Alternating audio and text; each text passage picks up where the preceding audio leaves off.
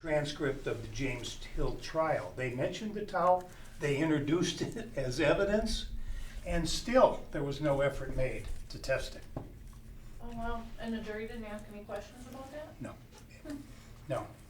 And it was clear back from right after it happened that it had the potential for DNA because obviously under the circumstances, wiping yourself off after you have been raped.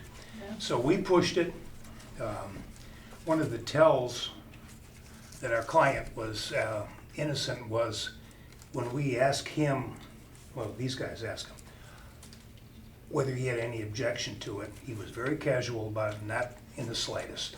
Do what you need to do was his approach to the testing. No hesitation. No hesitation whatsoever. So it was tested, and the result was that there are two unknown profiles, DNA profiles, found on the towel. They're sperm cell DNA profiles, meaning it's absolutely DNA evidence from the rape. Mm-hmm. And who is it? God only knows. Yeah. It's not Catlett, it's not Mays, it's not Hill. As far as we know, it's nobody in the DNA databases. I was gonna ask, did the state then run it through DNA database? Yeah, at the state lab. Yes. So Yeah. anybody who has a felony conviction and has given a DNA sample? 0 hits. Yeah, a lot of the best work comes from just obsessing over a file until you've exhausted every avenue you can think of Yeah, and finding things. I'm turned every stone. Yeah. Well, it's, you could read something and there may be a sentence in there or something along those lines. You can read it 5 times. It doesn't jump out at you until, down the line you've looked at something else, or whether it be a witness statement or you've taken a deposition and there was a comment made about something, and then you go and reread things, and now all of a sudden that innocuous statement, hey, we're missing something here. And that's something that when you're dealing with a case that's 40 years old, it's easy for that to happen too. So as Tom said, we obsessed over it. I mean, we went through these documents hundreds of times, and you read it 10 times and you may have the same information, but on that 11th read, something jumps out at you and you follow where that takes you, you get more information, you reread that document again, and now maybe there's something else that pops up, and just the amount of work that our office put in and the team that we had on all of this was really incredible.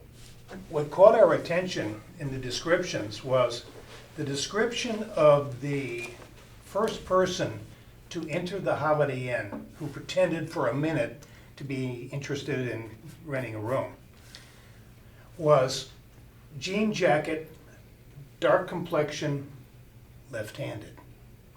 Okay? The desk clerk, now dead,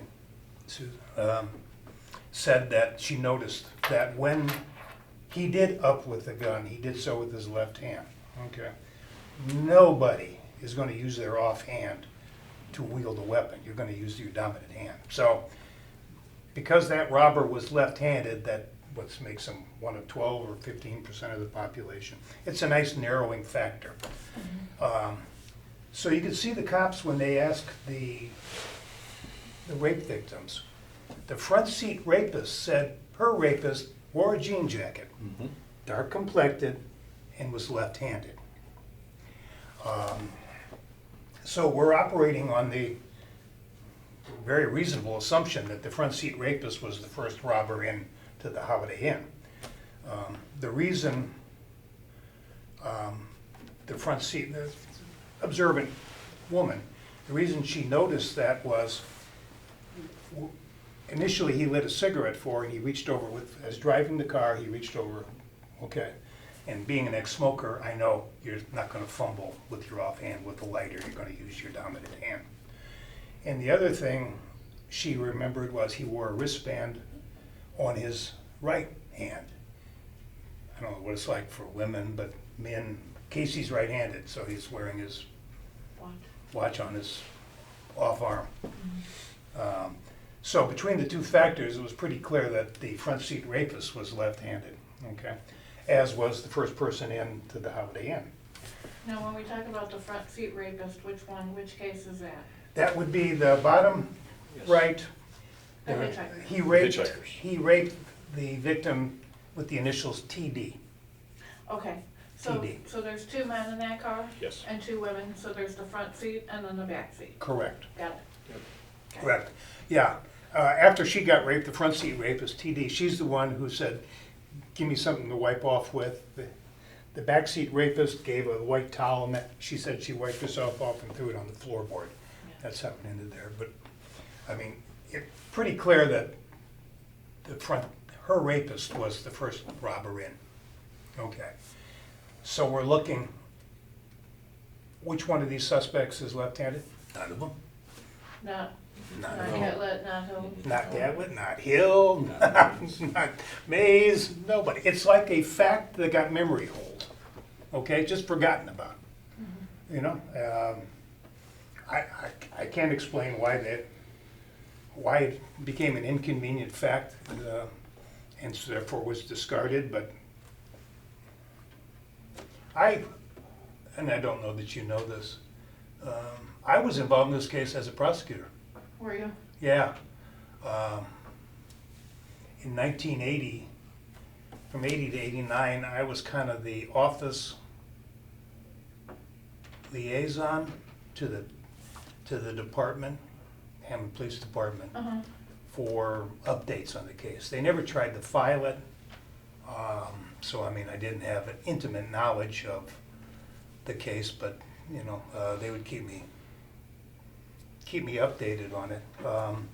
I actually prosecuted Hill and Mays in '82 for the Martin gas station rape robbery of LJ. Is that the one that? It got set aside, Yeah. justifiably so, got set aside in the early 2000s. Yeah. But You they did a lot, prosecuted that? yeah. So is that a conflict of interest then, or do they waive No. it, or it's been so long? I wasn't, this case was not, they're connected, but they're not the same cases. Yeah. Okay, this case was Catlett, okay? And the Pasalic with some relation back to the LJ rape. That, But that was Hill and Mays? yes, Catlett wasn't in? involved in that whatsoever, yeah. I see. As long as we're talking about that, I actually knew Larry Pasalic Yeah. You're from Hammond? as a kid. Yeah. He grew up across the street, 2 doors down from me. I mean, we were kids on the same block, okay? I remember him. When I was a 7-year-old squirt, he was like one of the big 10-year-olds, okay? One of the kids on the block who taught you the things you didn't learn in school, okay? That sort of situation. I remember once, he and his buddy, his best friend, fooled me into joining an organization, okay, called the Junior Police, okay? There was such an organization in Hammond back then, in Hessville, okay? The Junior Police were like the Cub Scouts with different uniforms, okay? And they came to me one Saturday after the meeting and said, boy, if you'd have been there, your name was called and you'd have won a prize. So you better join, okay? And being a 7-year-old squirt, I believed them, okay? So I joined the Junior Police. There was no prize. After a few Saturday mornings of marching around on the hot asphalt parking lot, I quit, okay? Now, Pasalic didn't. Larry stuck with it, obviously. He became a police officer. But I had fond memories of him from growing up in the 1950s and 60s in Hessville, which was a good place to grow up at.